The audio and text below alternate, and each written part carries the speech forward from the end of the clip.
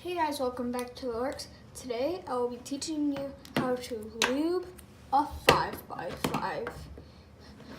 If you've ever tried this, you've lubed it like a 3x3, but the inner layers are still just the same. So this video will show you how to make it not. So you take off your lid. I'm using Galaxy from Speed Cube Shop.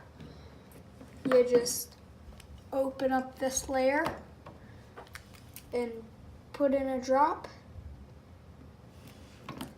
That should be good. Now open up the layer next to it on the inner side and put in a drop. Now remember these two corners, go to the opposite side and put one drop. Next layer, one drop. And then the last step is just to break it in.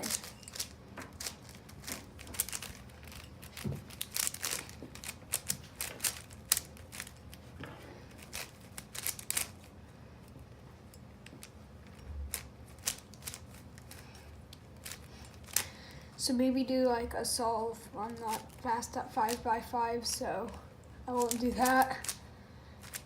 But